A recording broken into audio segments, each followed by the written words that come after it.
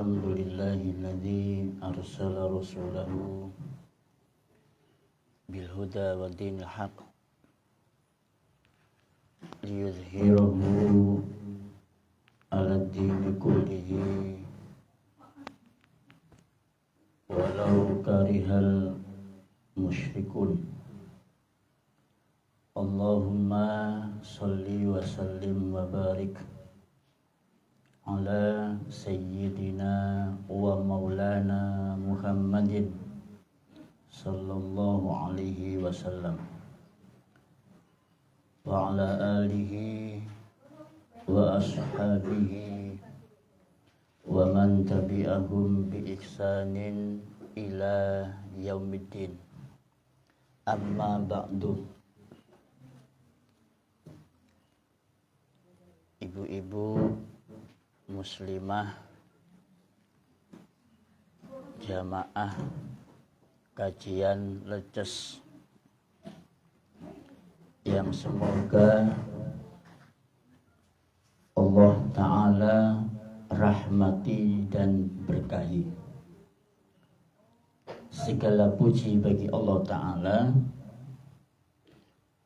Pagi setengah siang ini kita mengambil sedikit waktunya jenengan untuk berbagi ilmu, untuk berbagi cerita bagaimana seharusnya seorang muslim dan muslimah itu menjalani estafet kehidupan yang tidak akan pernah berhenti.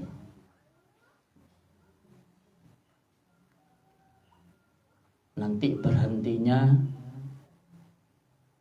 ketika segala sesuatu akan kita tinggalkan.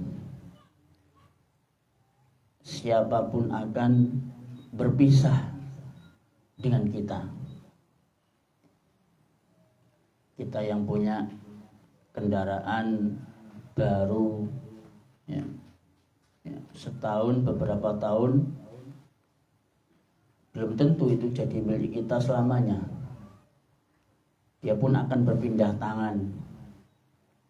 Maka demikian pula orang-orang yang kita cintai, orang tua, saudara kandung,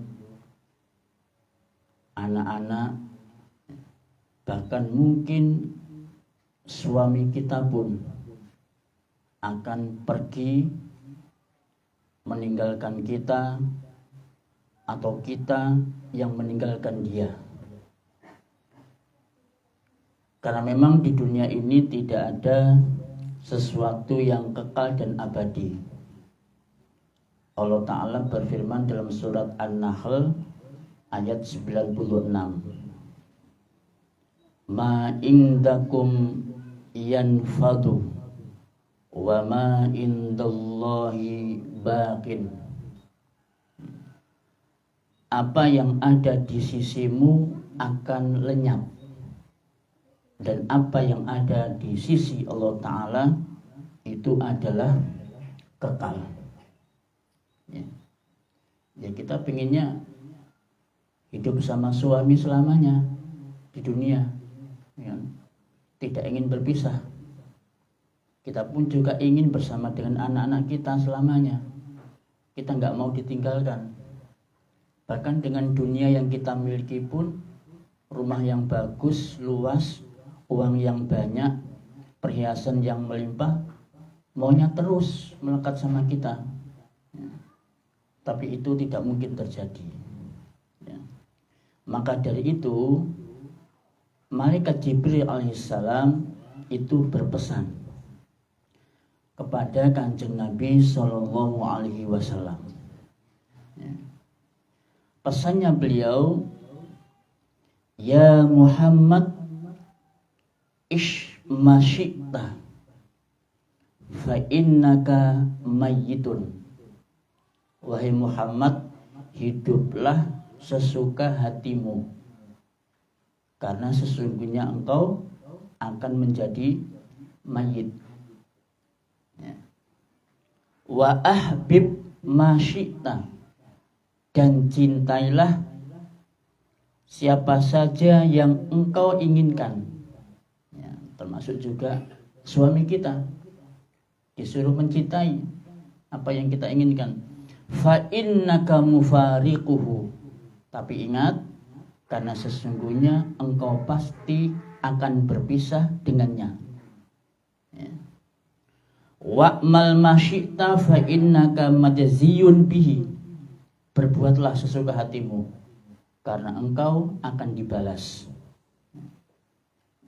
Maka ibu sekalian, dari ayat dan kemudian dari hadis Nabi Shallallahu Alaihi Wasallam menjadi indikasi bahwa tidak ada yang sifatnya kekal dan abadi yang akan terus kita miliki.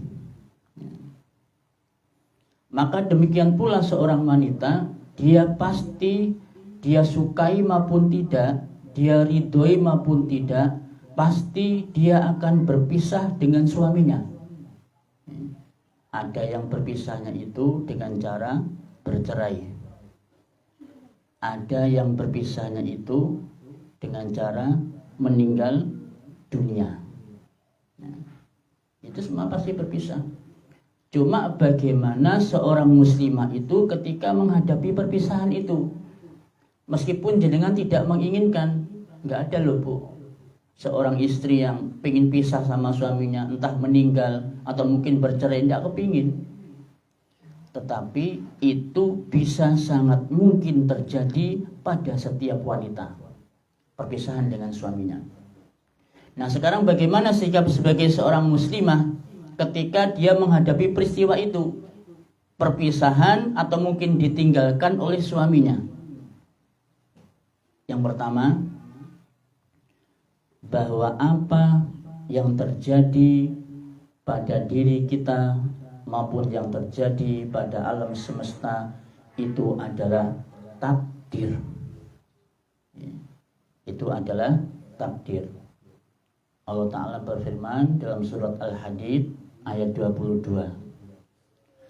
Ma asaba min musibatin fil ardi, tidak ada bencana apapun yang menimpa di bumi, wala fi anfusikum, dan tidak pula yang menimpa dirimu, illa fi kitabin, kecuali telah tertulis di dalam kitab Lauhul Mahfud, min qabli an nabra'aha, sebelum kami mewujudkannya, inna dzalika 'ala Allahi yasir, yang demikian itu mudah bagi Allah Ta'ala.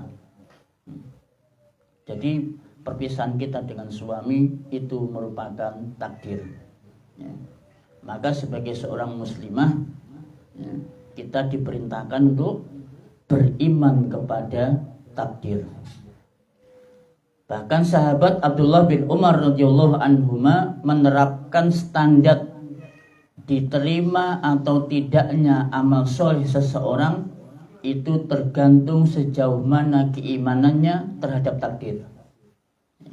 Abdullah bin Umar radhiyallahu anhuma mengatakan, walladzi nafsi ibni Umar biyadih, demi zat yang jiwa Ibnu Umar berada di tangannya, lau anna li ahadihim misla uhudin zahaban, kalau ada seseorang yang memiliki emas sebesar gunung Uhud, ya, fa anfaqahu, kemudian ia menginfakkannya, maqabilallahu minhu, niscaya Allah tidak akan menerima infaknya hatta yu'mina bil qadar, sampai dia beriman kepada takdir. Ya. Ya, memang yang namanya takdir itu ya ada yang baik, ya ada yang buruk.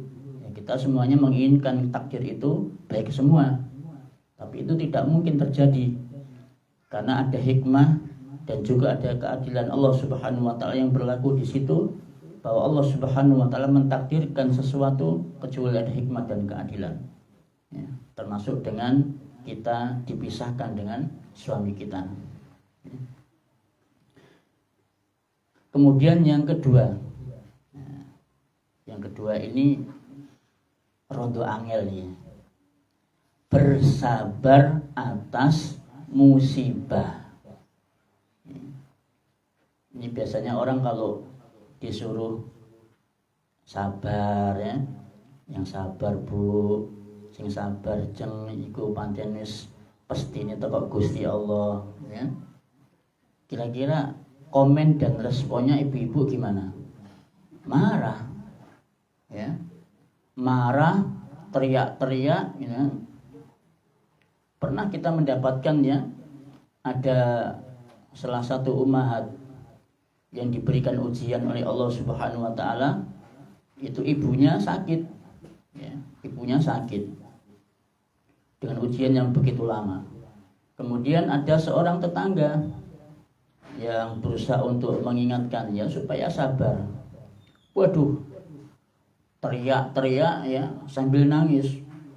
Sabar, aku wis ping piro wae sabar. Wis piro-piro aku sabar, aku gak usah diajari, aku ngerti wis. Nah, itu responnya.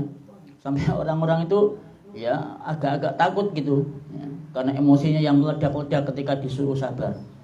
Nah ini ya. Bahkan juga ada di antara orang mengatakan demikian ketika disuruh sabar. Kecak sampean ngomong sabar, sampean gak roh ya apa rasane aku, gitu kan. Kecak pian mun ngucap sabar. Tak tahu engko sing nglakonin berat nika. Nyaman mengucap sabar. Nah, begitu. Dan ternyata ucapan ini bukan hanya orang-orang zaman sekarang. Pernah juga terjadi di masa kenabian. Di masa ketika ada Rasulullah Shallallahu Alaihi Wasallam. Ada seorang wanita yang diceritakan di situ sedang ditinggal wafat anaknya. Kemudian dia duduk di samping kuburan. Ya, di samping kuburan yang mungkin sambil nangis-nangis ya, atau bagaimana. Maka datanglah Rasulullah Shallallahu Alaihi Wasallam dari belakang sembari mengatakan, ittaqillaha wasbiri, bertakwalah kepada Allah dan bersabarlah. Ya pancen yo napa Bu? Ya pancen begitu memang. Ya. Apapun kalau dapat musibah, orang pasti mengatakan sing sabar, ya. Sing sabar jeng, Mbak Yu sing sabar nggih. Semuanya begitu, ya. Enggak ada yang mengatakan, "Oh, Mbak Yu apa kok iso ngene Mbak Yu?" Enggak ada. Mesti disuruh sabar. Maka apa reaksinya wanita ini ketika Rasulullah Shallallahu Alaihi Wasallam mengatakan demikian? Dia mengatakan, ilaika anni, ya, ilaika anni. Pergi kamu dari saya, nyingkrih. Begitu bahasa kita ya. Fa innaka lam tusab bi musibati. Nah ini, fa innaka lam tusab bi musibati, karena sesungguhnya engkau tidak mengalami musibah seperti aku. Nah, sama kayak ucapan orang-orang sekarang ketika disuruh sabar, begitu ucapannya. Nah, ternyata sudah ada kasusnya yang dahulu.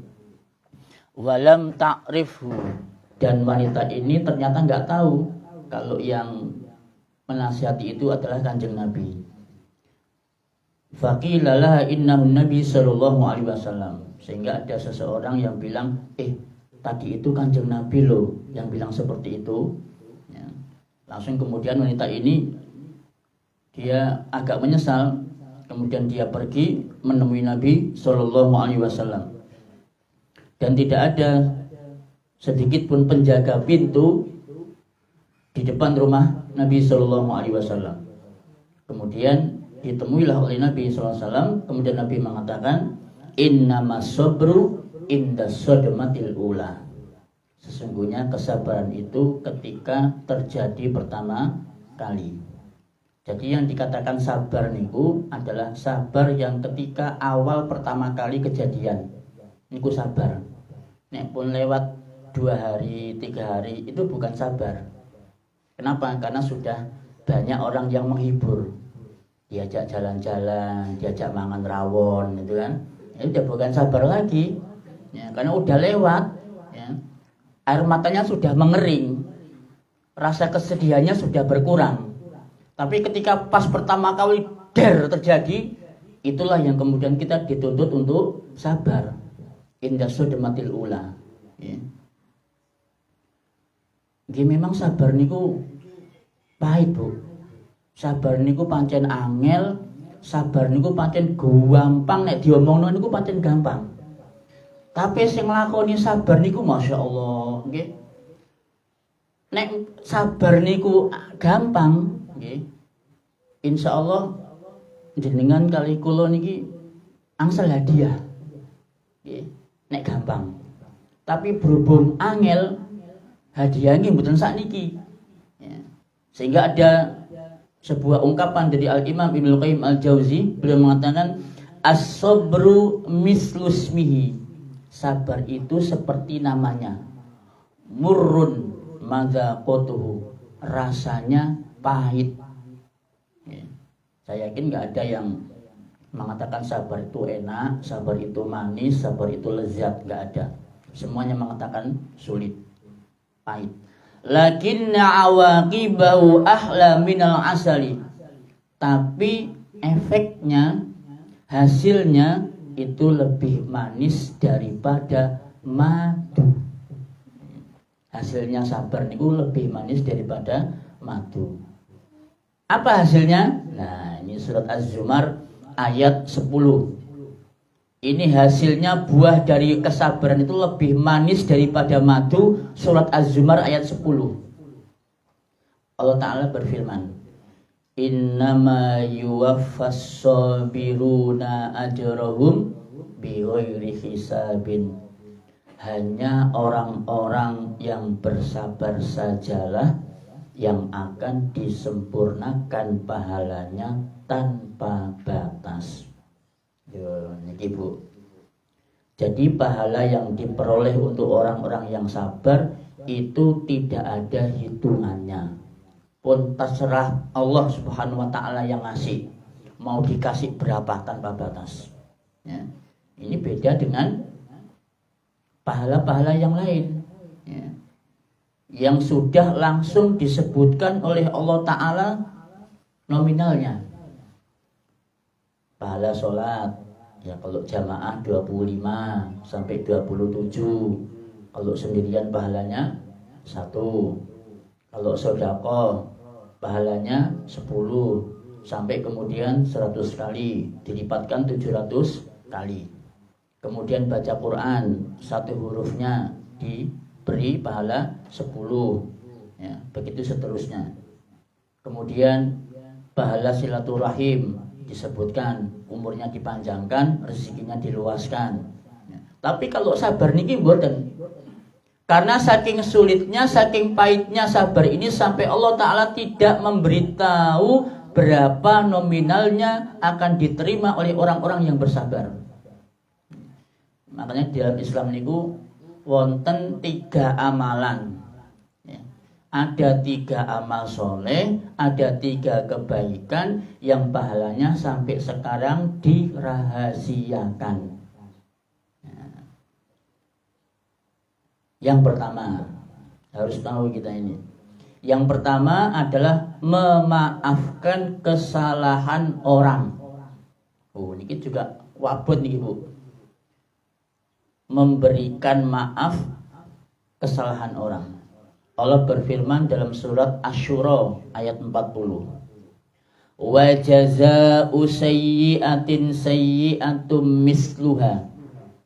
Dan balasan suatu kejahatan adalah kejahatan yang serupa. Faman afa, barang siapa yang memaafkan, wa aslaha, dan berbuat baik, fa ajruhu 'alallah, maka pahalanya di atas tanggungan Allah Ta'ala. Loh, iya. Memaafkan kesalahan orang. Ini paling wabot. Dilarani atine, disakiti fisiknya, dicelatu, dicaci maki, entek amek kurang golek. Ya. Terus moro-moro datang ke kita minta maaf. Ini kok ndak gampang. Hanya orang-orang yang punya hati yang lebar, jiwa yang lapang yang bisa memaafkan. Dan itu sulit.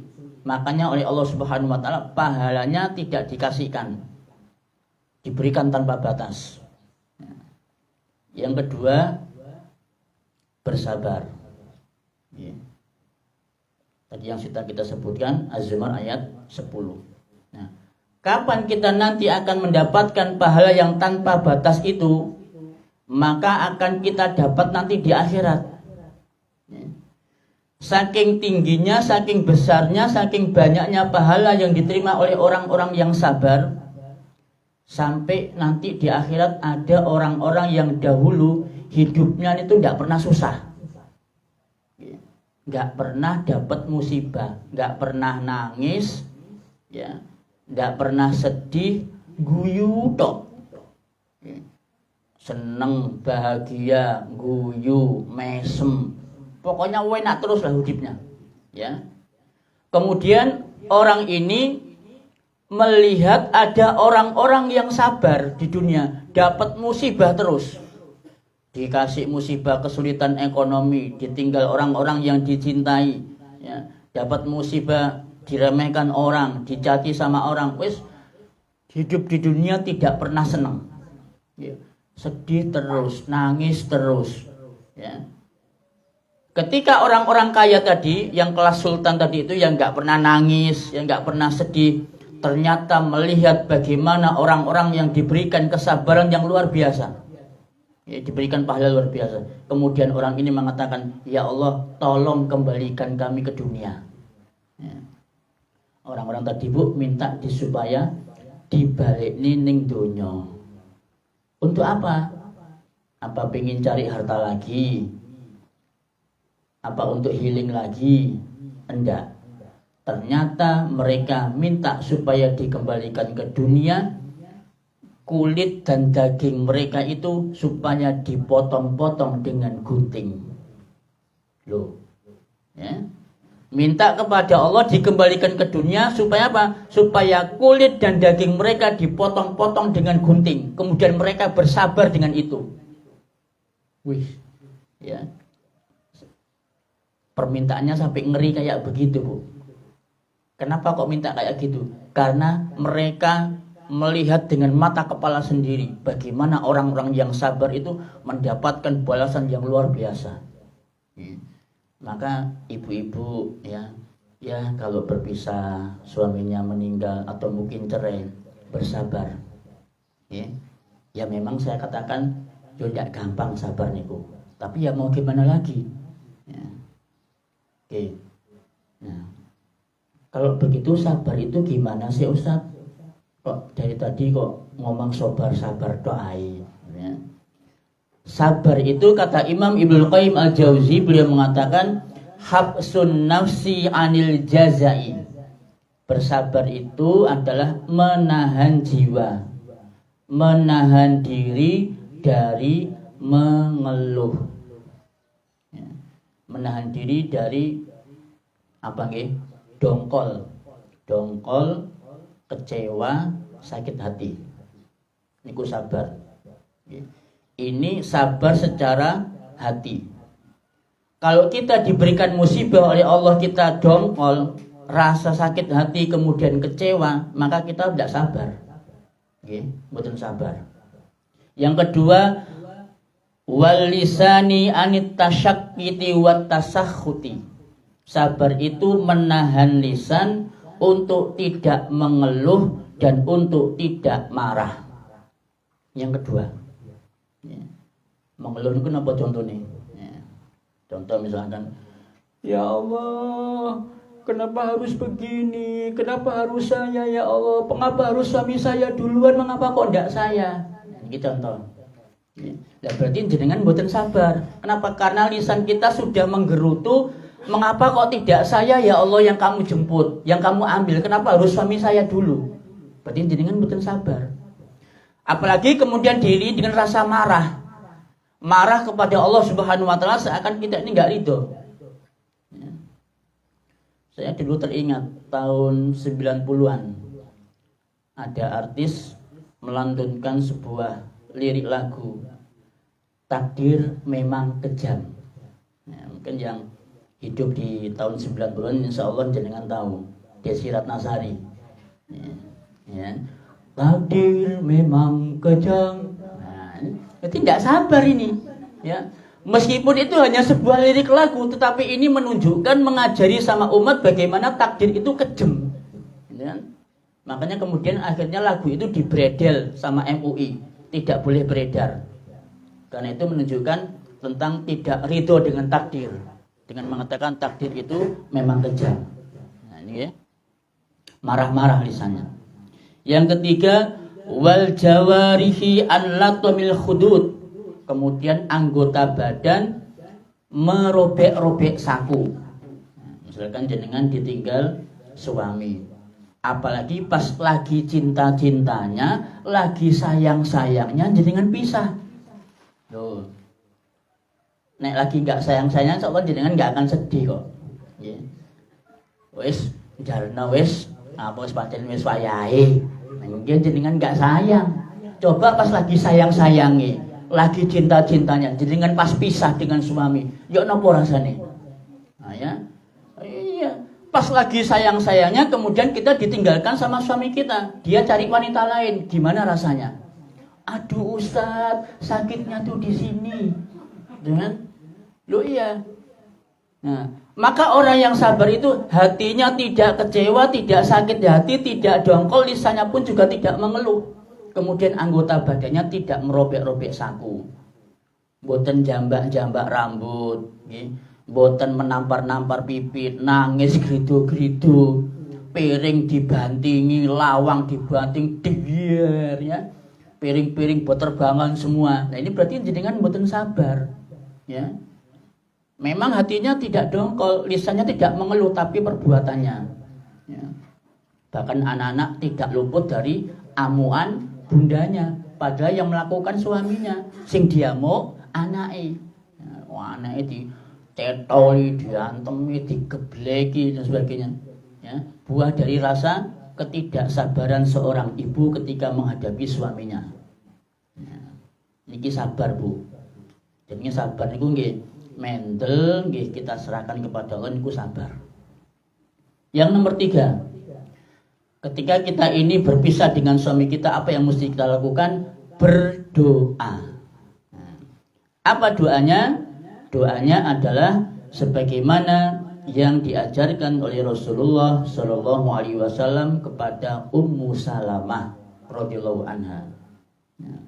Jadi Ummu Salamah itu radhiyallahu anha barusan ditinggal wafat suaminya, sedih, kan?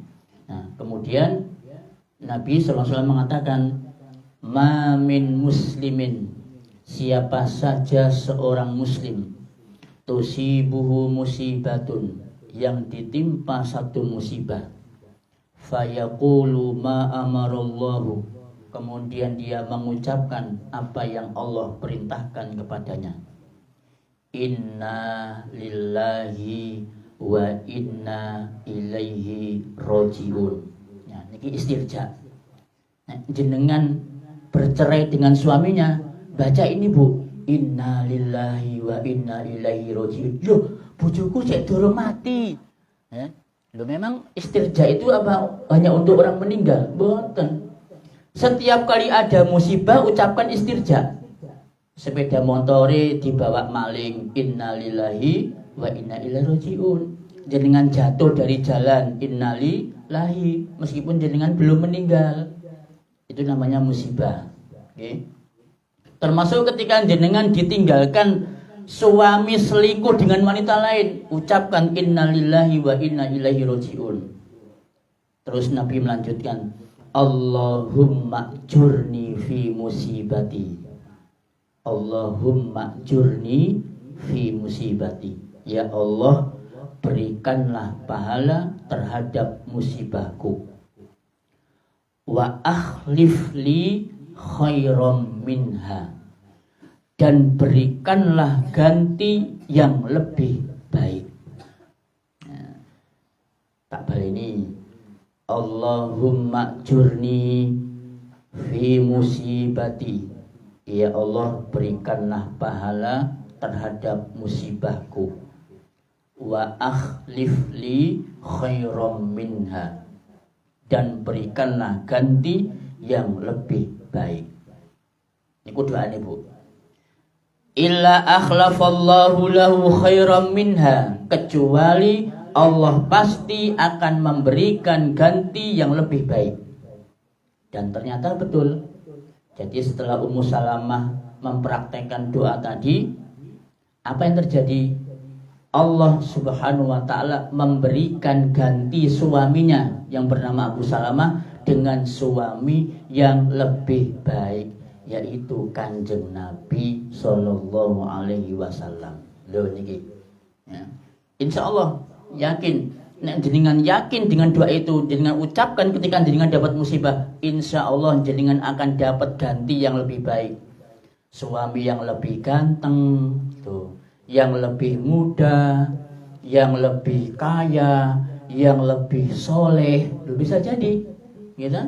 Ganti yang lebih baik. Sing biyene ganteng yo gak sepiro, gitu. Sugih yo gak sepiro, gitu kan. Soleh yo gak sepiro, tapi megelno hati. Nah, itu. Begitu jenengan dapat doa ini, subhanallah, entuk bojo ganti sing ganteng teko bojo sing pertama. Luwih sugih teko bojo sing pertama. Seneng napa mboten? Ya, seneng. Wah, masyaallah rezeki nomplok nih, ya. Ya Allah, benar ternyata aku dapat ganti yang lebih baik. Oke. Doanya. Loh, ojo guyu, Bu. Loh, saestu niki. Loh, ini sudah dibuktikan sama Ummu Salamah, ya kan?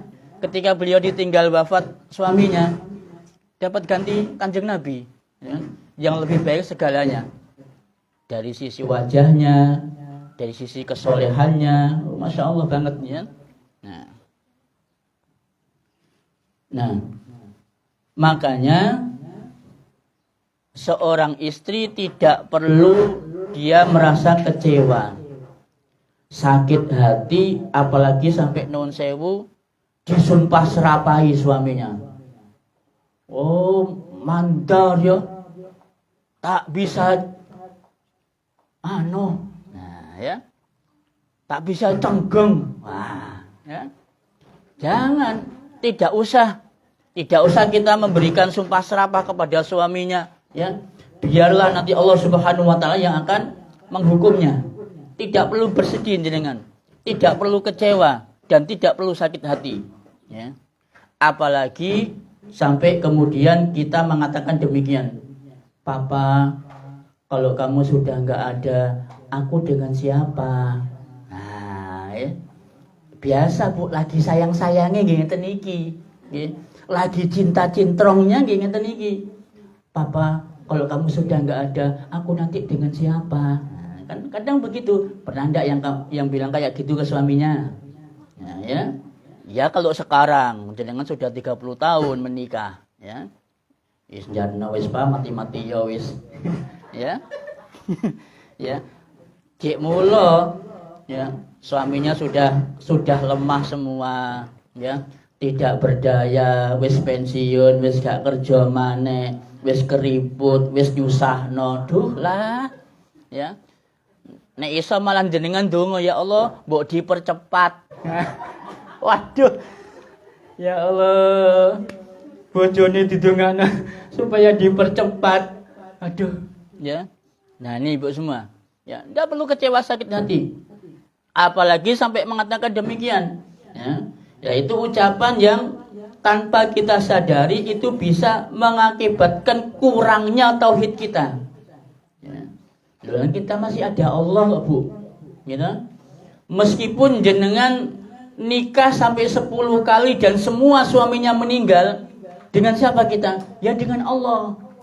Allah nanti yang akan memberikan ganti yang lebih baik. Allah nanti yang akan memberikan kehidupan kita. Loh, anak-anakku ya napa Ustaz? Loh, kan kasih wonten Allah. Allah yang akan mencukupi kebutuhan mereka. Nah ini surat Hud ayat 6. Oke, surat Hud ayat 6.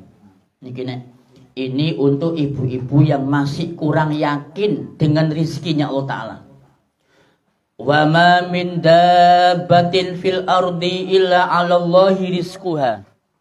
Dan tidak ada suatu binatang melata pun di bumi kecuali Allah lah yang memberi rizkinya.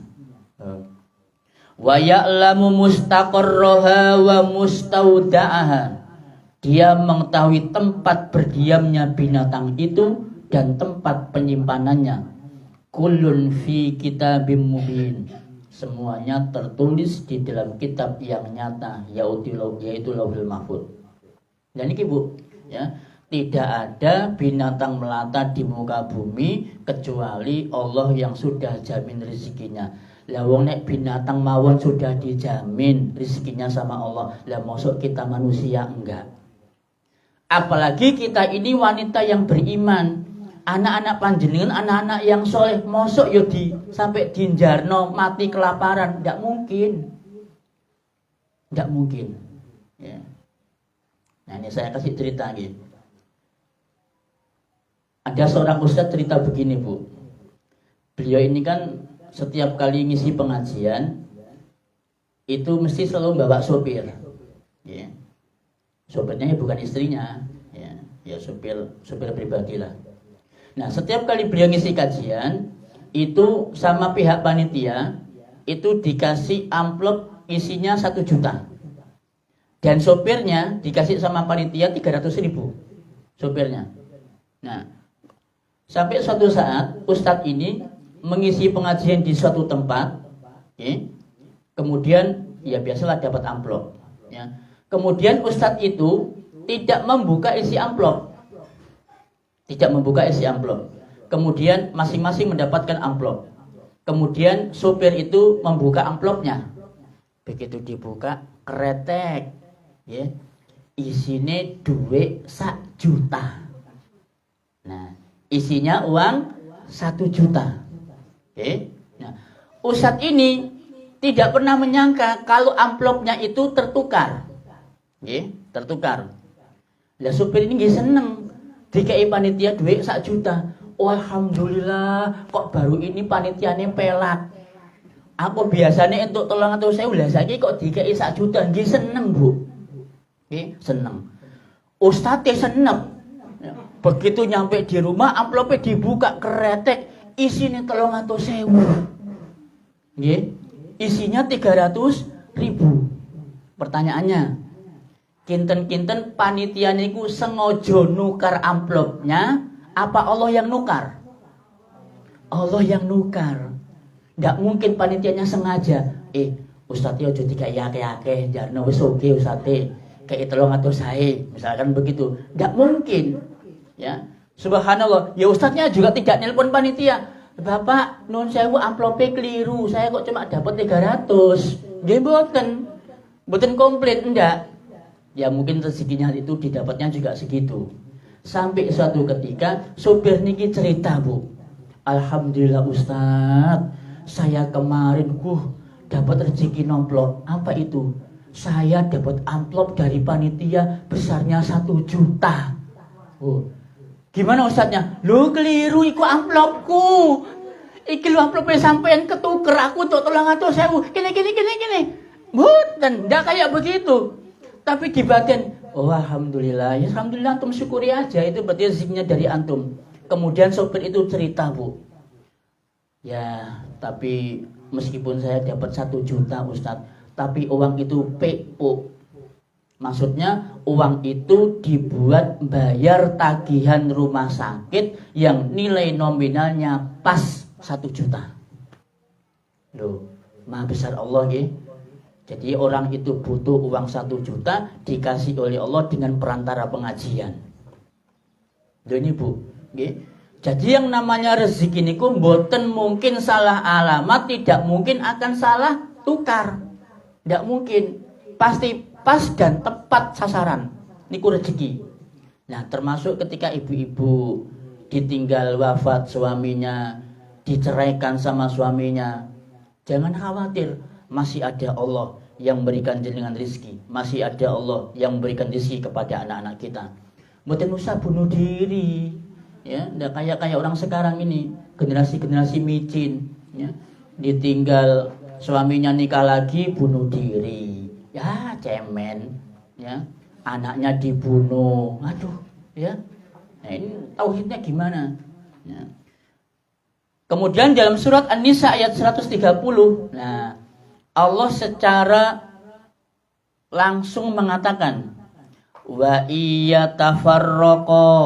Nah, apabila keduanya bercerai. Jadi ayat ini mengisahkan tentang suami istri yang bercerai. Oke. Nah, Allah berikan janji Bunda.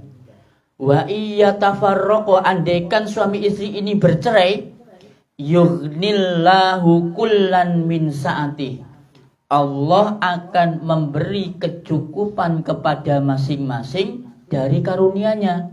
Wa kanallahu wasi'an hakima, dan Allah maha luas karunia-Nya lagi maha bijaksana. Lho niki langsung janjinya langsung nggih pas. Nek sampai suami istri berpisah wis ojo wedi, kata Allah gitu. Allah akan memberikan keluasan rezeki kepada masing-masing. Nggih. Tabutnya juga banyak kan nggih, pasangan suami istri yang bercerai, ya. Ada seorang wanita yang menghidupi anaknya sebagai single parent, sebagai orang tua, ya ibu yang merangkap ayah, nggih iso membesarkan anaknya sampai mereka itu sarjana, sampai mereka itu menikah, bisa, ya kan? Nah, maka tidak perlu bersedih, tidak perlu kecewa, sakit hati, apalagi sampai sumpah serapah. Sudah, masih ada Allah yang akan bersama dengan kita. Oke. Baik. Itulah sikap seorang muslimah ketika dia harus berpisah dengan suaminya, baik ketika dia meninggal maupun berpisah dalam bentuk perceraian. Nah, sekarang yang kedua, kalau suaminya sudah wafat atau dia sudah bercerai dengan suaminya, apa yang mesti dilakukan oleh seorang istri? Nah, ini yang perlu dilakukan oleh seorang istri. Yang pertama, untuk nafkah anak-anaknya. Untuk nafkah anak-anaknya, itu siapa yang menanggung? Yang menanggung itu adalah ahli warisnya suami. Ya, kalau suaminya meninggal berarti kalau ada kakeknya, ya kakeknya yang berikan nafkah. Kalau ada pamannya, ya pamannya yang memberi nafkah. Itu di dalam Islam. Jadi kalau ada seorang istri yang ditinggal wafat oleh seorang suami, maka yang punya kewajiban untuk memberikan nafkah itu ahli warisnya suami. Allah Subhanahu wa taala berfirman dalam surat Al-Baqarah ayat 233. Wa 'alal mauludi lahu rizquhunna wa kiswatuhunna bil ma'ruf. Merupakan kewajiban seorang ayah untuk memberikan nafkah kepada istrinya dan memberinya pakaian dengan cara yang wajar. Ya. Ini berkaitan dengan kewajiban nafkah. Kemudian Al-Imam Al-Mardawi mengatakan, yalzamuhu nafaqatu sa'iri abaihi wa in alau wa auladu wa in safalu. Termasuk yang wajib dinafkahi seorang bagi anak adalah bapaknya, kakeknya, dan seterusnya ke atas, serta anaknya, cucunya, dan seterusnya ke bawah. Nah, jadi ini yang harus kita pahami. Banyak di antara pasangan-pasangan suami istri itu ketika dia sudah berpisah dengan suaminya itu tidak mau tahu keluarganya. Keluarganya tidak mau ambil peduli, wes terserah, diserahkan semua kepada ibunya. Bu, ngeluh ibu ya. Pontang-panting dan seterusnya, kerja saut sana saut sini untuk menghidupi anaknya. Padahal seharusnya nafkah itu menjadi tanggung jawab ahli waris ayahnya. Nah, kemudian masing-masing dari ahli waris tadi itu mereka semuanya bermusyawarah. Bermusyawarah berapa sih besarnya nafkah yang akan diberikan sama ponakannya, ya, itu dimusyawarahkan, dan besarnya pun terserah. Tidak ada ketentuan secara syariat apa yang berapa jumlah besaran nafkah yang akan diberikan sama cucunya atau mungkin sama ponakannya. Nah, kemudian bagaimana kalau ternyata keluarga suami ini juga bukan termasuk keluarga yang berada, ya, bukan termasuk keluarga yang mampu, anaknya pun juga banyak, ada yang punya anak 3, punya anak 4, ya, sehingga harus ditambah nanggung ponakan, ya, nanggung ponakan 2, 3, 4 sampai anaknya 5 misalkan. Wah, tentu ini berat. Nah, bagaimana ini? Maka syariat Islam memberikan kesempatan yang terbuka bagi siapapun. Disitulah letak ladang pahala bagi siapapun yang menyantuni anak yatim. Nah, Rasulullah Shallallahu Alaihi Wasallam bersabda, "Ana wa kafilul yatim." Aku dan orang yang menanggung anak yatim fil jannah, itu di surga. Hakadha. Beliau memberikan isyarat dengan 2 jari telunjuk dan jari tengah. Dekat sekali. Jari tengah dengan jari telunjuk. Itu akan dekat dengan Kanjeng Nabi di surga bagi yang menyantuni anak yatim. Ya. Jadi ini kesempatan bagi kita, mungkin tetangga, bagi teman, atau mungkin sanak saudara. Ini anak yatim, sudah yatim, itu saudara kita lagi. Maka santuni itu anak yatim. Ya. Kalau memang kita masih merasa keberatan. Ya. Kemudian bagaimana kalau perpisahan itu dalam bentuk perceraian? Ya. Sama, kalau dalam bentuk perceraian, maka kalau selama ayahnya masih ada, maka yang menjadi tanggung jawab nafkahnya itu adalah suami. Ayahnya, meskipun dia sudah nikah lagi sama wanita lain. Buatan ibu-ibu, ya. Tetap itu jadi tanggung jawab ayahnya untuk menafkahi, meskipun dia sudah menikah sama wanita lain. Nah, bagaimana kalau terus jandanya ini menikah lagi sama pria lain? Nah, ini juga kadang nggak bisa difahami sama pasangan suami istri. Ketika melihat ada seorang wanita, dia sudah menikah sama suami yang lain, kemudian suaminya ini sudah angkat tangan. Loh, sampean kan wis rabi maneh, kan wis duwe bojo. Yo, bojone sampean iku kon nanggung anake. Lah, kok begitu? Nah, itu banyak sekali begitu terjadi. Ya, jadi banyak laki-laki yang ketika dia menikah dengan wanita lain, kemudian istrinya juga begitu, itu nggak peduli. Ya, jadi nafkahnya itu diserahkan sama suami yang baru. Ibu-ibu, suami yang baru itu dia tidak punya kewajiban untuk menanggung nafkahnya anak-anak jenengan. Andaikan suami jenengan yang baru itu tidak memberikan nafkah, dia nggak dosa, dia nggak berdosa. Tapi andaikan suami yang baru tadi memberikan nafkah, itu sebuah kebaikan, bukan sebuah kewajiban. Kalau namanya kebaikan, sesuai kemampuan. Yo dikai titik, yo diterima, dikai akeh, yo alhamdulillah. Niku kebaikan namanya. Kalau kewajiban enggak, ya.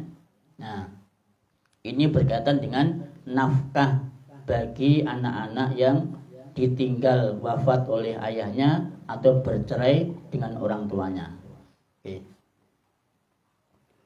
Kemudian yang selanjutnya, ketika wanita sudah menjadi janda, menikah lagi apa enggak, Ustaz?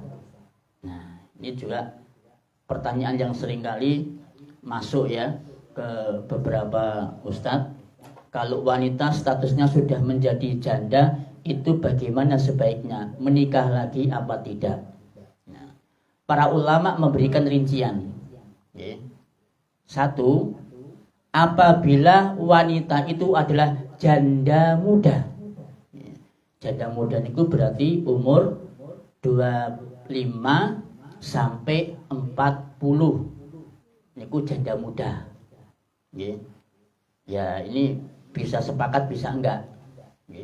Nah, kalau janda muda, para ulama mengatakan apabila dia itu masih memiliki syahwat biologis, ya insya Allah masih muda, masih punya lah. Ya.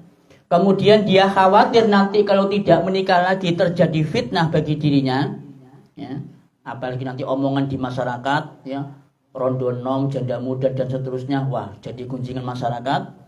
Kemudian dia pun butuh seorang suami yang bisa menjaga kehormatannya dari perzinaan.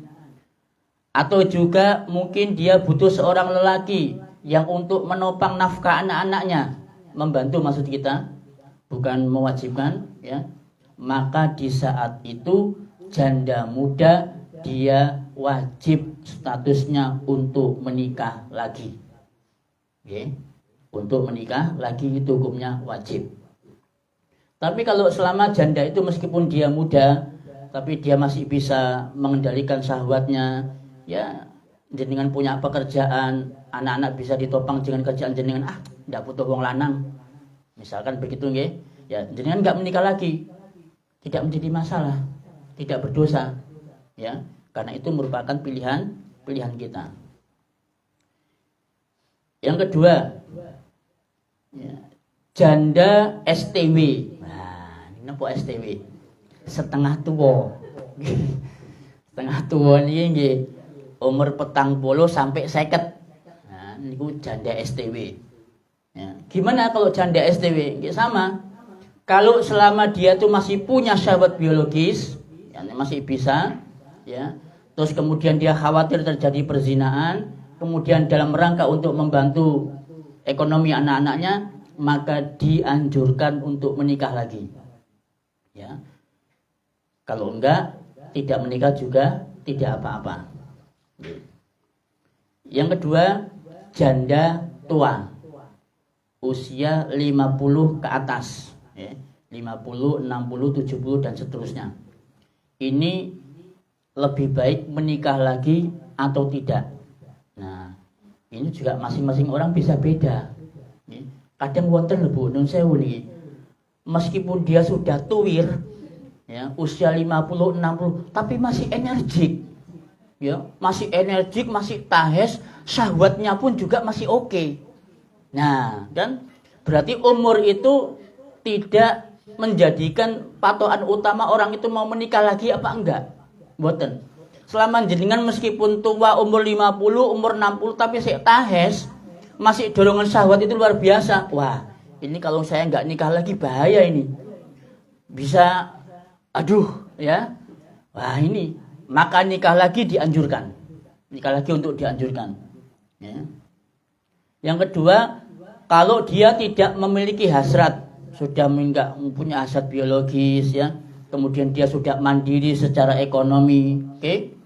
Dan kemudian dia menginginkan suaminya ini menjadi suaminya di surga, ya, menjadi suaminya di surga. Kan ada begitu, ada wanita begini punya pendapat, ndak wis aku gak katene rabi maneh, aku pengen suamiku yang ini menjadi suamiku besok di surga.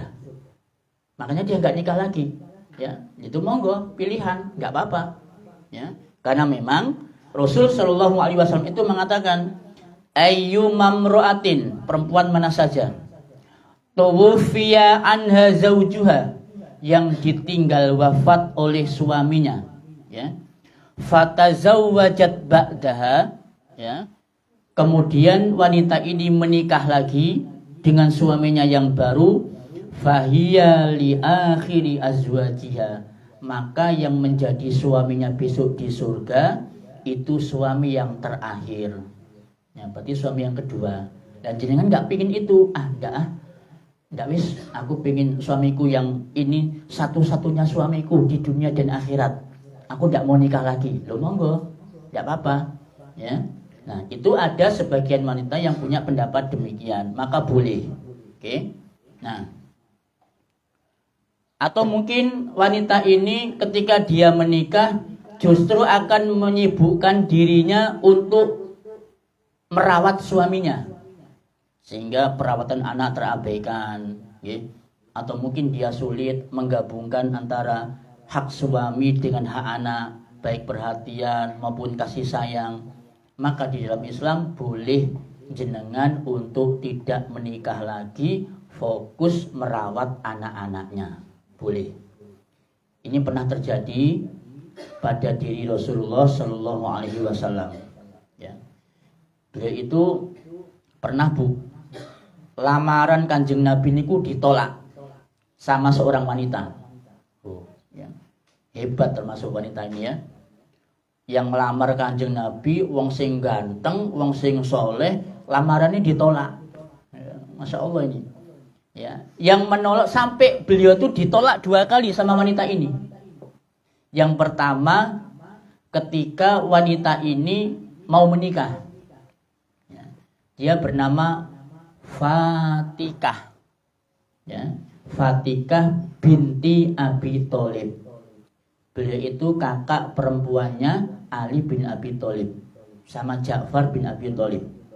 Ini namanya Fatikah, yang lebih terkenal dengan panggilan Ummu Hani. Ummu Hani. Beliau ketika masih perawan itu kan diminta sama Kanjeng Nabi. Diminta sama Kanjeng Nabi, ya, tapi ditolak lamarannya Kanjeng Nabi. Ditolak sama pamannya Abu Thalib. Kenapa ditolak? Karena beliau ada semacam balas budi, balas jasa ya antara suku-suku waktu itu, tidak tahu gimana ceritanya, sehingga lamaran Kanjeng Nabi itu ditolak. Ditolak. Nah, pada saat Rasulullah Shallallahu Alaihi Wasallam itu menduda karena ditinggal wafat istrinya yang bernama Khadijah, ya, beliau itu sering interaksi dengan Ummu Hani. Datang ke rumah Ummu Hani, nginep di situ, termasuk juga ketika peristiwa Isra Mi'raj, itu beliau sering setatnya itu dari rumahnya Ummu Hani. Nah, saking dekatnya beliau itu dengan Ummu Hani, sepupunya itu membuat Kanjeng Nabi itu ada bibit-bibit asmara. Ya. Akhirnya memberanikan diri, wis kontak lamar, tak rabi aku ya Allah. Ya, begitu. Maka ketika mendengar lamaran dari Kanjeng Nabi Shallallahu Alaihi Wasallam, gimana kata Ummu Hani? Ummu Hani mengatakan, ya Rasulullah, siapa orangnya atau siapa wanitanya yang tidak gembira, tidak senang dilamar kalian jenengan Kanjeng Nabi? Siapa wanitanya nggak suka? Tapi kata beliau, kabirtu wali iyalun, saya ini sudah berusia tua, sedangkan aku punya anak-anak. Ya, aku pingin fokus dulu Kanjeng Nabi untuk merawat anak-anak. Ya, sehingga lamaran Nabi ditolak. Apa jawab Kanjeng Nabi?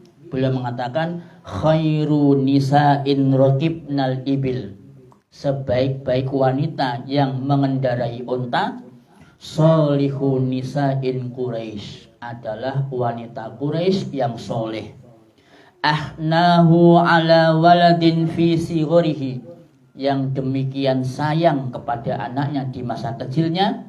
Wa ar'ahu ala zaujin fi dzati yadihi, dan wanita yang paling perhatian dalam menjaga harta suaminya. Ya, ini pujian dari Nabi Shallallahu Alaihi Wasallam kepada Ummu Hani. Ya. Jadi kalau ditanya mana yang lebih baik, menikah lagi atau tidak, itu tiap-tiap wanita berbeda kondisinya. Bisa yang lebih muda menikah lagi, bisa juga tidak. Atau yang tua bisa dia menikah lagi, bisa juga tidak. Okay. Kemudian berikutnya, bila mana seorang wanita ketika dia sudah berpisah dengan suaminya mau menikah lagi, apa yang mesti diperhatikan? Okay. Yang pertama, hendaknya dia memperhatikan masa iddah. Nah, ini harus jadi perhatian.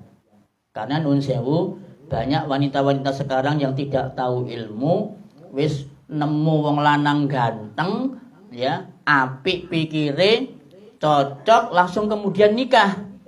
Padahal masa iddahnya belum selesai, selak gatel, ya. Nah itu, padahal masa iddahnya belum selesai. Itu kesusus, dang-dang wis, ya. Kok selak direbut uang, selak gak kumanan, padahal masa iddahnya belum selesai. Nah ini banyak terjadi begitu. Ya, maka perhatikan ibu-ibu masa iddah. Masa iddah untuk wanita yang ditinggal wafat oleh suaminya itu adalah 4 bulan 10 hari. Ya. Jadi di situ ada masa berkabung. Masa berkabung bagi seorang wanita. Itu sekian bulan ditambah dengan masa iddah 4 bulan 10 hari. Ya. Di situ jenengan tidak boleh keluar rumah kecuali untuk keperluan mendesak. Ya. Tidak boleh kayak jemput anak misalkan, itu kan keperluan yang mendesak, maka boleh. Maka selain dari itu, keperluan yang tidak penting-penting, maka tidak boleh wanita yang masa iddahnya masih ada itu keluar rumah. Tidak boleh. Tetap harus berada di dalam rumah. Itu harus diperhatikan. Okay. 4 bulan 10 hari. Maka setelah itu, maka silahkan dia kalau menginginkan menikah lagi. Okay.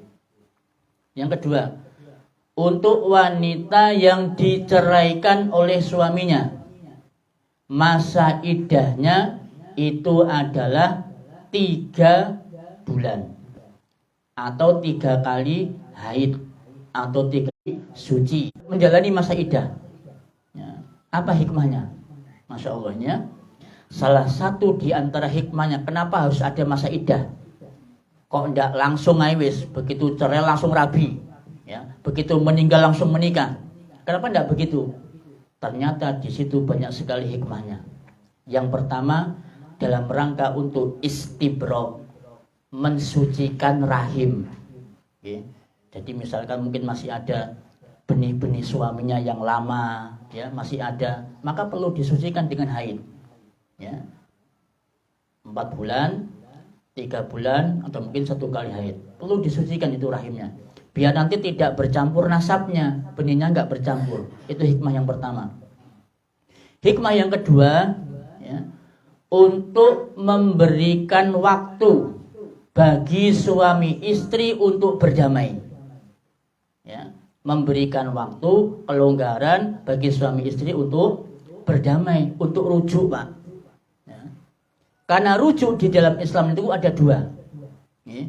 Rujuk di dalam Islam itu ada 2. Ada rujuk secara langsung, ada rujuk tidak langsung. Nah, rujuk yang langsung, contohnya begini. Ketika suami sudah menjatuhkan talak, kamu tak ceraikan. Ya. Kemudian dapat masa iddah 2 kali haid.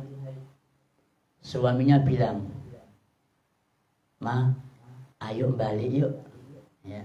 Ayo kita rujuk loh." Nah, ini berarti langsung, Bu. Berarti suami mengucapkan kata-kata rujuk secara langsung. Maka rujuk. Ya, maka rujuk, maka sah. Oke. 2 rujuk secara tidak langsung. Contohnya gini, nun sewu ya. Misal nih ibu-ibu lagi masak. Atau mungkin lagi tiduran lah. Lagi tiduran pakai daster. Dasternya itu di atasnya lutut. Jenengan sare. Pas jenengan sare gak sengaja daster ini ku nyingkap. Nggih, dastere nyingkap. Nah, suami berhubung wis dapat 1 bulan, 1 bulan lebih kok kroso, duh, kok gak enak gak ndek bojo ya. Kroso, Bu. Akhirnya kemudian dia mencuri-curi didelok ning kamar, bojone lagi lapo. Loh, lagi turu sirep. Pas dastere nyingkap. Nah, begitu dasarnya nyingkap, tiba-tiba syahwatnya suami ini bangkit, kok kepingin. Kemudian didatangi istrinya, kemudian diajak jima. Maka disitulah berlaku rujuk. Meskipun suami nggak bilang, "Mah, ayo kita rujuk." Maka jima itu adalah proses rujuk secara tidak langsung. Sah dengan jadi suami istri. Ya. Nah, itu selama masa iddahnya masih ada. Itu Bapak Ibu, ya. Salah satu di antara hikmah kenapa harus ada masa iddah, untuk memberikan waktu kepada suami istri untuk berdamai. Oke. Kemudian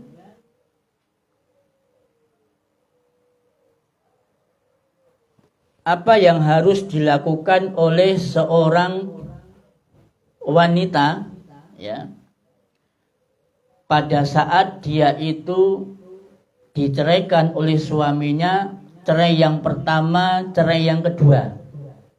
Ini namanya talak rojai. Talak yang bisa memungkinkan untuk rujuk. Okay. Itu hanya talak 1 sama talak 2. Okay. Selama masa iddahnya belum habis. Kalau masa iddahnya sudah habis, kemudian suaminya mau ngajak jenengan rujuk lagi, bisa, ya. Tapi harus pakai akad nikah baru, lamaran baru, akad nikah baru. Oke. Ya istilah kalau orang Probolinggo niku nganyari rabi. Oke. Nganyari pernikahan. Itu ya di sini. Bukan nganyari pernikahan itu begini. Jenengan misalkan berkelahi, tengkar sama suaminya.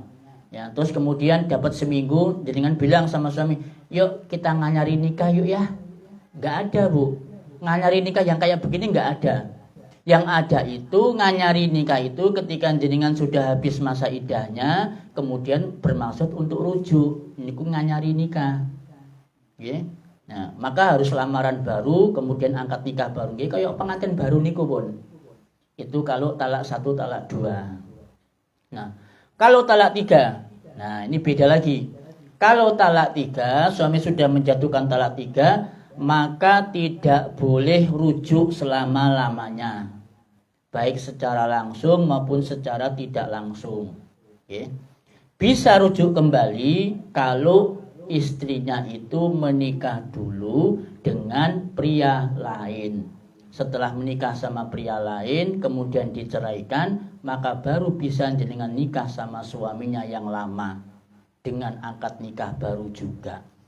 Ya. Ini yang membedakan, dan ini banyak sekali tidak difahami oleh pasangan suami istri. Ya. Jadi wis talak 1 loro masa iddahnya durung entek rabi. Kemudian talak 3 dia harus tidak nikah dengan pria lain kemudian dinikahi. Itu banyak di masyarakat kayak begitu. Ya. Nah, ini berat ya. Karena pernikahan yang seperti ini dihitung masuk dalam kategori zina. Dan kemudian pernikahan itu, pernikahan atau perceraian di atas dasari sukarela, bukan rekayasa. Contoh rekayasa itu ngeten. Karena suaminya pengen rujuk sama istrinya, dia kemudian nyewa orang. "Bro, aku mari pegatan di bojoku, tak talak 3.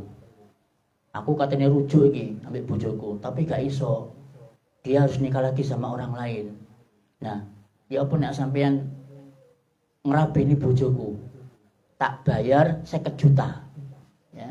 Tak bayar 50 juta sampai nerabiin bojoku, tapi ojo didemek."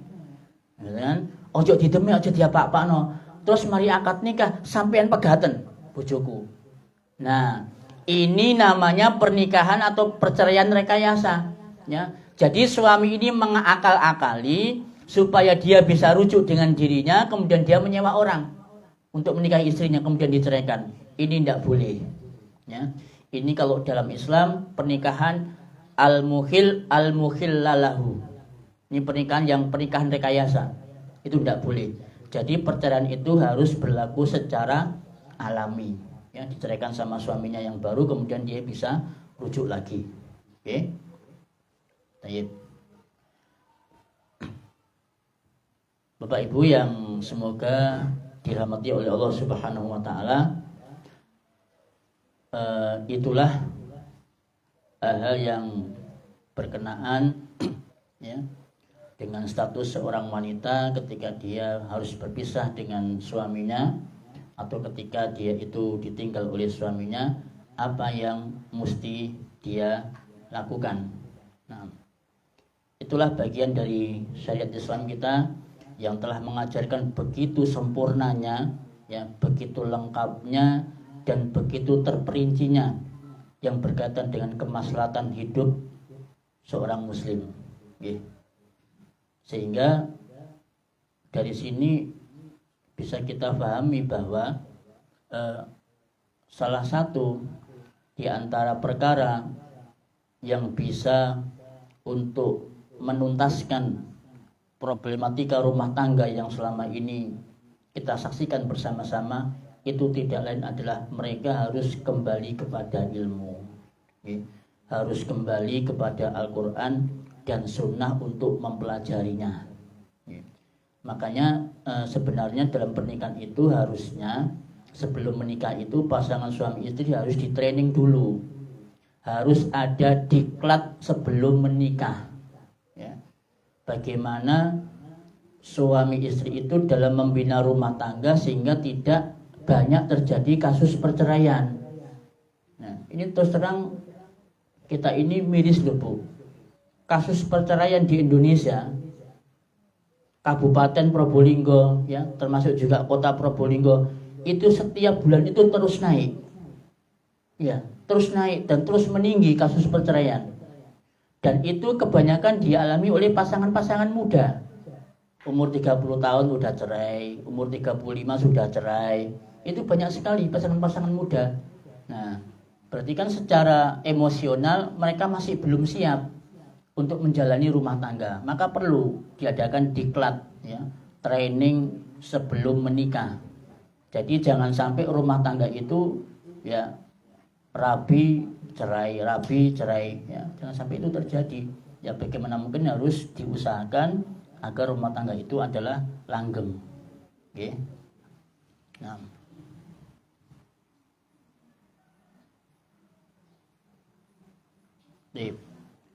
Mungkin ada pertanyaan dulu atau sesuatu yang mau disampaikan, dipersilakan.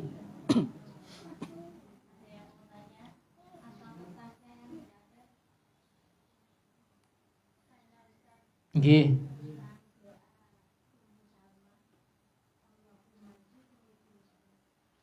Allahumma ajurni fi musibati wa akhlif li khairan minha. Nggih.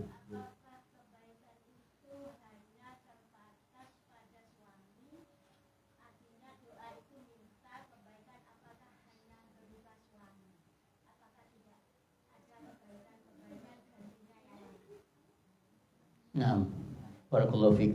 Nggih. Terima kasih, pertanyaan yang bagus. Maksud diberikan ganti yang lebih baik ini mencakup secara umum Bunda. Bisa nanti tidak berupa suami baru, okay? Atau bisa juga nanti berupa hal yang lain, misalkan kehidupan ekonomi yang lebih mapan, ya, atau mungkin keadaan sosial ekonomi, kesehatan, kekeluargaan, keharmonisan dan seterusnya. Maka itu bisa jadi termasuk pemberian ganti yang lebih baik. Okay? Tidak harus ganti suami. Meskipun redaksi hadisnya itu adalah dengan cara diberikan suami yang baru, tetapi tidak menutup kemungkinan juga dengan yang lain. Nah, wallahu a'lam.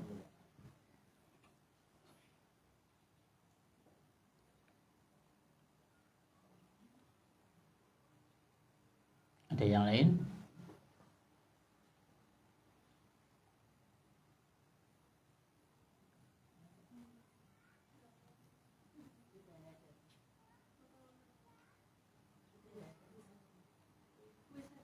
Nggih, kuwi saja nggih. Ini ada door prize 3. Kita berikan beberapa pertanyaan. Pertanyaan yang pertama,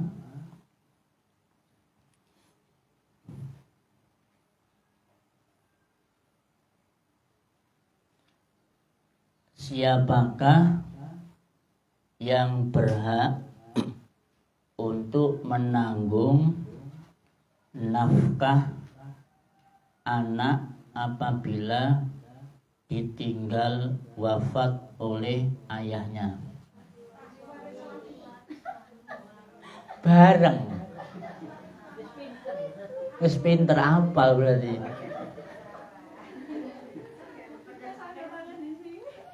Batal tak? Batal ya? Kita ulang. Angkat tangan dulu aja.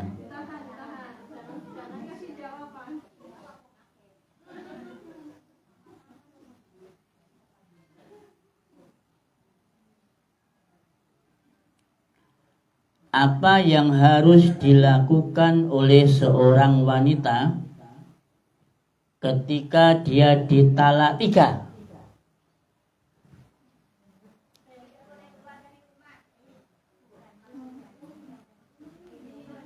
Apa yang dilakukan oleh wanita ketika dia ditalak 3 oleh suaminya?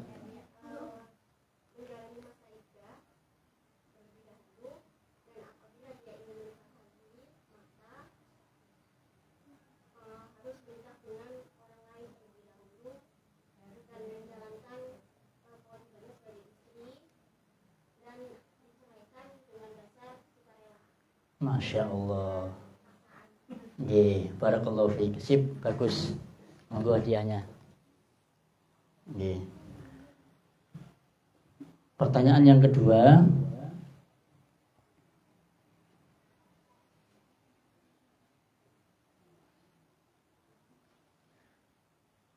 Mana yang lebih baik atau lebih utama bagi seorang janda yang berpisah atau ditinggal wafat oleh suaminya, menikah lagi atau tidak?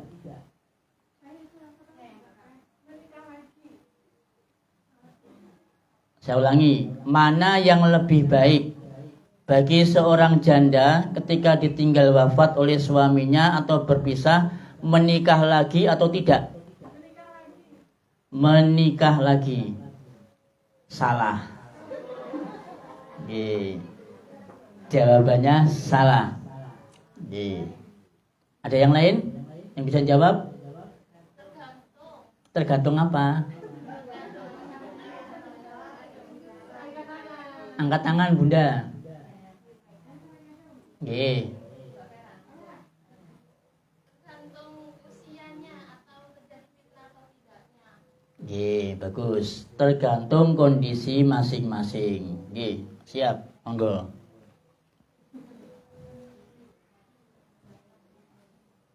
Pertanyaan yang ketiga.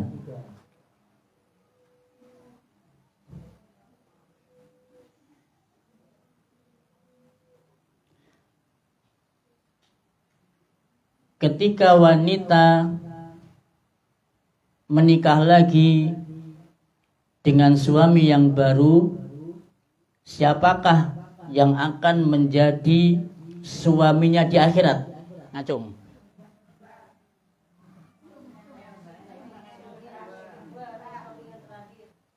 Ya? Suami yang kedua. Ya, bolehlah suami yang kedua, monggo. Sebetulnya jawabannya bukan suami yang kedua, suami yang terakhir. Karena bisa jadi wanita itu menikah lebih dari 4 kali, bisa kan? Ya, menikah meninggal, menikah meninggal, menikah meninggal, sampai 4 kali dia menikah. Siapa suami yang di akhirat? Nah, ada yang mengatakan suaminya tetap suaminya yang terakhir. Tapi ada sebagian ulama yang berpendapat begini, nanti wanita itu disuruh milih. Jadi dari 4 suami itu disuruh milih, mana di antara 4 suami tadi itu yang lebih baik bagi dia. Lebih baik, ya mungkin wajahnya, ya kesolehannya dan seterusnya. Maka dia disuruh milih. Itu pendapat sebagian ulama kalau seorang wanita menikah lebih dari 2 kali.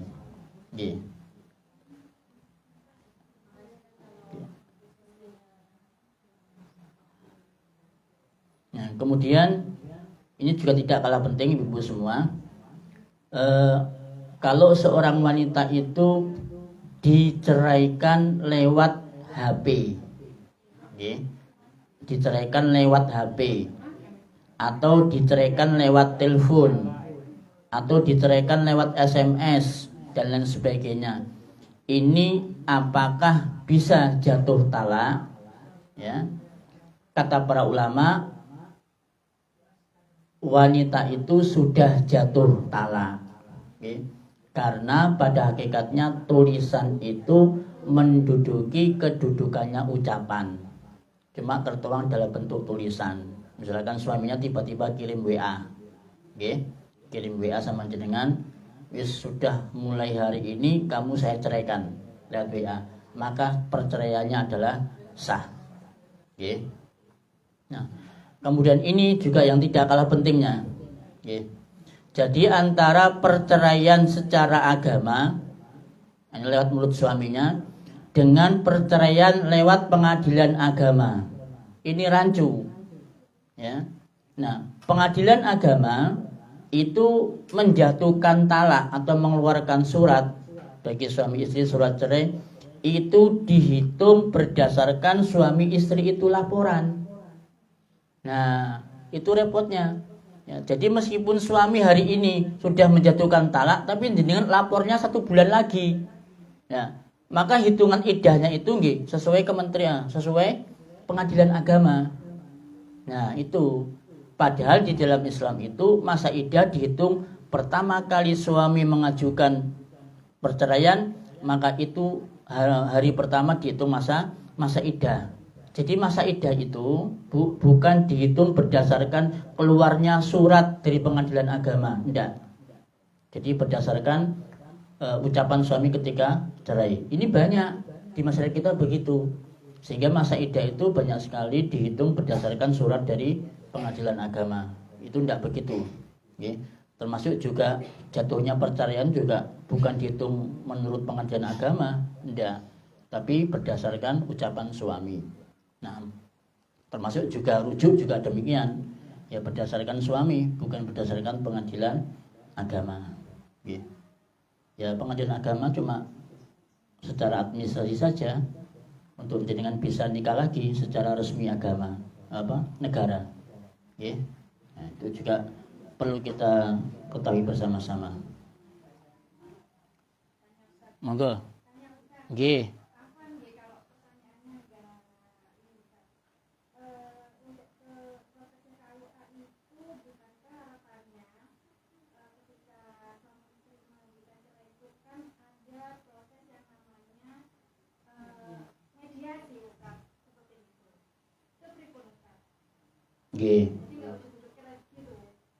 Nggih.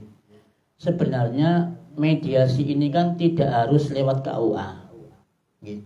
Mediasi ini kalau di dalam Al-Qur'an disebutkan hakaman min ahlihi wa hakaman min ahliha.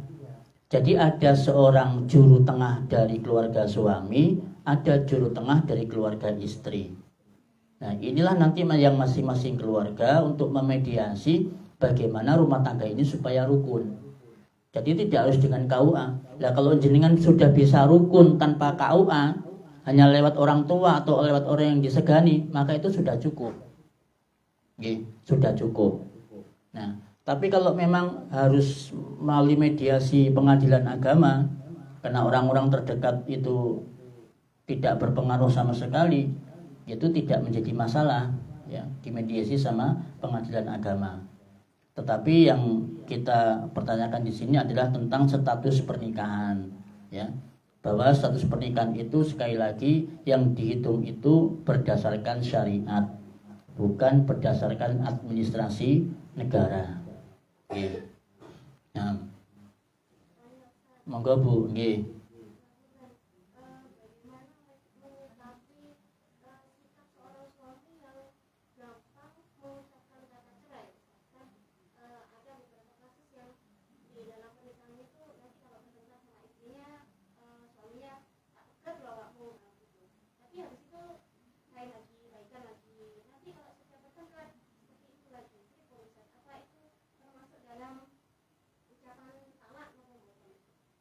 Masya Allah, G, pertanyaannya bagus.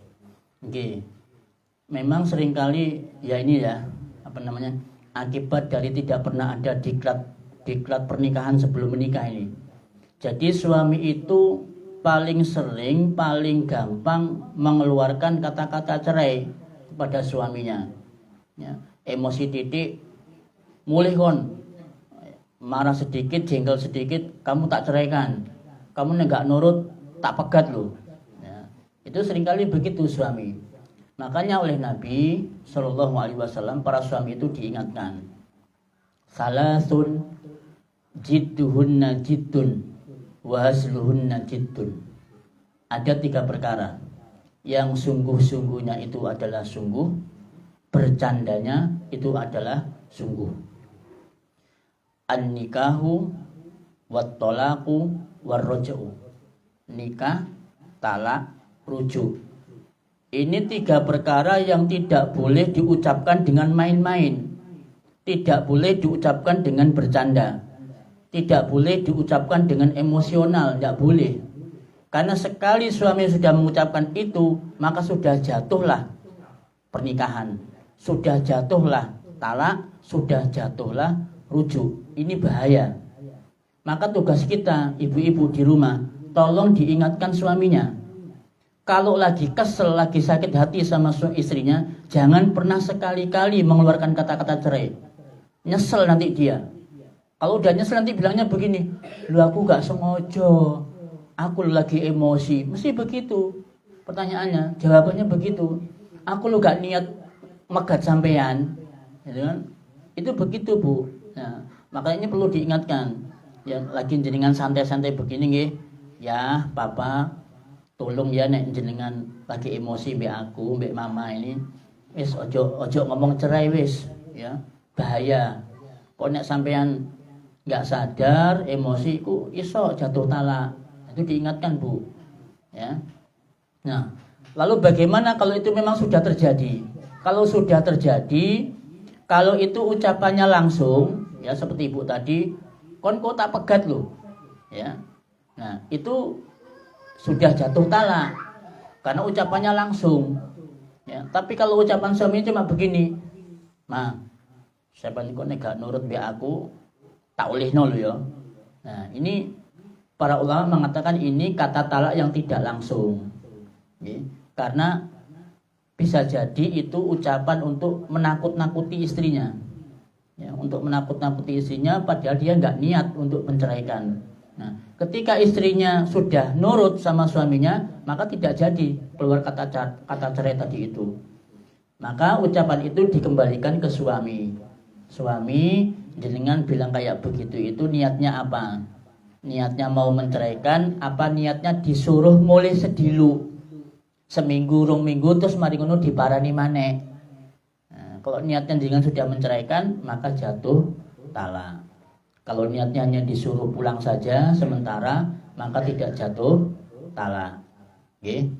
Jadi itu perlu diperhatikan. Ini seringkali terjadi memang, dan ini seringkali ditanyakan ke kami. Oke. Kisah rumah tangga kayak begini, suami ustadz mengucapkan kalimat yang seperti ini, mengucapkan kalimat yang seperti itu, bagaimana jatuh talak apa tidak? Nah, maka para ulama menjawab bahwa ucapan talak itu bisa langsung atau tidak langsung. Yang langsung tadi itu misalkan kamu saya ceraikan, ya, kamu nanti tak ceraikan dan seterusnya. Kalau yang tidak langsung itu ya kalimat tadi itu disuruh pulang, ya. Terus kalimat lainnya yang serupa, ya. Itu namanya talak tidak langsung. Dan itu tidak perlu nganyari nikah lagi. Misalkan istri sudah damai, tidak perlu nganyari nikah lagi, cukup minta maaf saja. Nah, Allahu a'lam.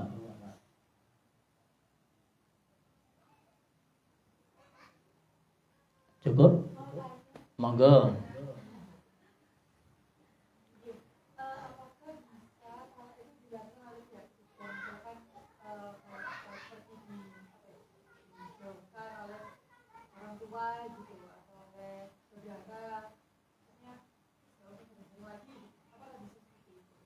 Okay. Apakah bisa talak itu dijatuhkan kepada pihak ketiga? Tidak bisa. Okay. Meskipun dia orang tuanya, ya, menginginkan perceraian anaknya, kalau suaminya itu belum menceraikan, ya tidak jatuh talak. Okay. Cuma kalau hanya sekedar usulan mungkin bisa. Okay. Contoh misalkan seperti kasusnya Nabi Ibrahim bersama Nabi Ismail. Waktu itu Nabi Ismail nikah. Kemudian ayahnya berkunjung ke rumah Nabi Ismail. Kemudian mendapati istrinya itu, Masya Allah, ya, ngomel gak karu-karuan Bu, ya. Dia curhat sama ayahnya, ayah mertuanya, bahwasanya ekonominya tuh begini, keadaan rumahnya tuh begini. Curhat sama ayahnya. Langsung kemudian Nabi Ibrahim pesan sama Nabi Ismail, tolong besok pintu rumahmu diganti. Ya, maksudnya pintu rumah itu nggih istri. Langsung kemudian Nabi Ismail bilang sama istrinya, tadi ayahku bilang apa? Ya, tadi bilang disuruh ganti pintu rumahnya. Kamu tahu apa yang dimaksud dengan mengganti pintu rumah? Enggak. Yang dimaksud adalah ayahku menginginkan kamu saya ceraikan. Ya, akhirnya diceraikan sama Nabi Ismail. Nah, kalau itu usulan boleh seperti itu. Kemudian ketika Nabi Ismail dia menikah lagi, ya, kemudian ayahnya datang, maka kemudian istrinya ini, Masya Allah, disambut, ya, kemudian dijamu, tidak pernah mengeluh dengan ayahnya. Maka Nabi Ibrahim berpesan, pintu rumahmu tidak usah diganti. Ya. Kemudian Nabi Ismail bilang sama istrinya, apa tadi kata ayahku? Ya, ayah bilang pintu rumahnya jangan diganti. Kamu tahu maksudnya apa? Enggak. Maksudnya kamu adalah istri yang disukai sama ayahku. Artinya kamu tidak saya ceraikan. Nah, itu kasus sama Nabi Ibrahim. Jadi kalau pihak ketiga mengusulkan bisa, tetapi tidak bisa jatuh talak. Sekali lagi, talak itu hanya jatuh untuk suami, tidak bisa jatuh kepada istri. Dan sewu ya, istri tidak berhak untuk mentalak suami, nggak ada. Karena hak untuk talak itu hanya ke suami, bukan ke istri. Nah kalau khulu itu Ustaz, kalau khulu itu bukan talak. Khulu itu bukan talak. Khulu itu kata para ulama itu adalah fasah, pernikahan yang dalam keadaan rusak, bukan talak. Jadi ketika istri menggugat itu berarti sudah rusak rumah tangganya, dan itu tidak berkaitan dengan talak. Nah ini kalau masalah menggugat, ini juga perlu kita pahami. Ketika seorang istri menggugat cerai suaminya, ini ada kewajiban-kewajiban yang juga banyak tidak diketahui oleh para wanita. Di antaranya adalah mengembalikan mahar. Ya, mengembalikan mahar. Ini enggak. Ketika dia mengajukan khulu, ya sudah, begitu aja, terus kemudian maharnya enggak dikembalikan. Ya. Bahkan kata para ulama termasuk juga pemberian suami misalkan. Selama dia menikah dengan suaminya kemudian dia diberi oleh suaminya, maka pemberian itu harus dikembalikan. Kalau istri mengajukan khulu. Nah, ini dalilnya ketika ada seorang wanita di masa sahabat Nabi, dia itu tidak cinta dengan suaminya, ya, tidak cinta dengan suaminya, terus kemudian mengajukan khulu. Ya Rasulullah, saya ini nggak cinta sama suamiku, aku bermaksud untuk menceraikannya. Kata Nabi, apa kamu mau untuk mengembalikan maharnya dan pemberiannya? Duh, jangankan mahar ya Rasulullah, tak tambahi 10 sama saya. Ya, saking nggak cintanya saking nggak cintanya sama suaminya, ketika disuruh mengembalikan mahar, bukan mengembalikan saja, tak tambahi 10 katanya begitu. Tak kembalikan semua, ya harus tak tambahi 10. Karena saking nggak cintanya. Kemudian dia mengajukan khulu. Ya, maka terjadilah khulu itu. Ya. Nah, ini semua dijadikan dalil oleh ulama bahwa kewajiban wanita ketika mengajukan cerai, dia harus mengembalikan mahar dan juga pemberian suaminya. Oke. Nah, wallahu taala alam bisawab. Oke. Monggo.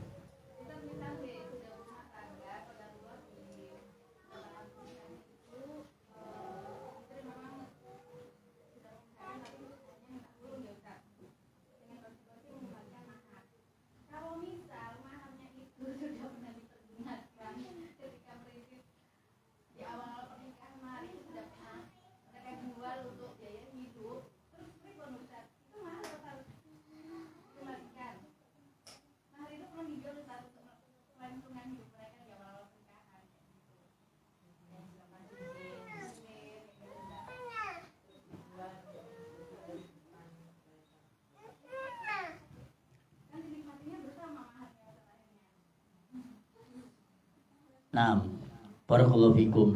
Ya. Bapak Ibu semua, mahar itu adalah hak seorang istri dan kewajiban suami. Nah, kalau itu merupakan haknya istri, mahar, maka istri bebas untuk menggunakan haknya sebebas-bebasnya. Mau dipakai sendiri boleh, ya, dikasihkan ke orang juga boleh, bahkan termasuk juga untuk merintis usaha atau untuk menghidupi bersama, itu sebagai bentuk proses kebaikan istri kepada suami, kan? Ya. Nah, namun tatkala peristiwa ini terjadi, ya, si istri mengajukan khulu, ya, maka kewajiban itu ya harus dikembalikan. Karena seorang suami tidak pernah memaksa jenengan, ya, tidak pernah memaksa jenengan untuk menggunakan mahar itu untuk bersama. Itu kan hak jenengan. Jenengan mau buat apa terserah. Nah, pada saat itu memang pas kondisinya memang dipakai untuk mungkin untuk menghidupi keluarga bersama, ya, atau untuk usaha bersama dan seterusnya. Okay? Ya, maka para ulama menjelaskan itu adalah bentuk kebaikan istri saja. Tetapi kalau dalam masalah ini tidak bisa, ya, tetap harus mengembalikan mahar itu kepada suaminya. Okay. Wallahu a'lam. Kenapa? Karena kisah wanita tadi itu dia dikasih mahar kebun, sama suaminya. Ya otomatis kebun itu ya ditanami, ya kemudian dimakan bersama-sama dan lain sebagainya. Nah, tapi begitu dia mengajukan khulu kepada suaminya, maka otomatis kebun itu juga dikembalikan sama suaminya. Bukan terus kemudian alasan, loh ini kan kebunnya untuk kita berdua hidup kan untuk itu. Nah, tidak bisa. Jadi kebun itu tetap dikembalikan. Oke. Nah, wallahu a'lam. Tapi kemudian para ulama begini, ada yang memperinci, kalau maharnya itu berupa barang yang bergerak, misalkan berupa makanan, makanan atau mungkin uang, ya, itu kan barang bergerak. Maka kata para ulama itu tidak usah dikembalikan karena itu habis pakai.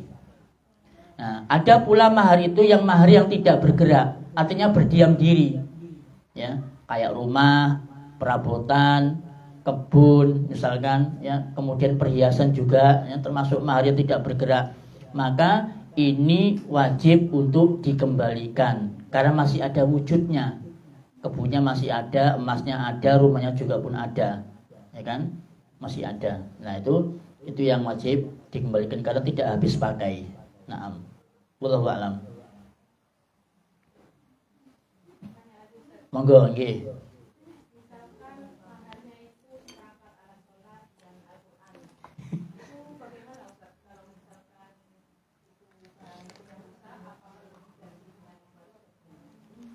Naam, nggih. Seperangkat alat sholat dibayar tunai. Diuji melasin, ya. Nggih.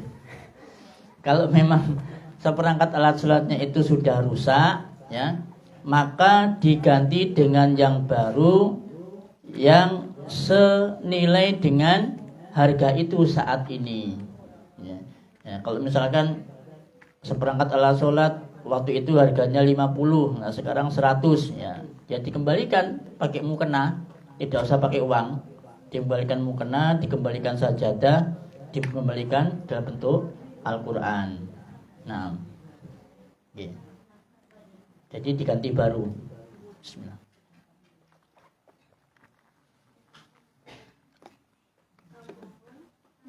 Sampun cukup. Alhamdulillah.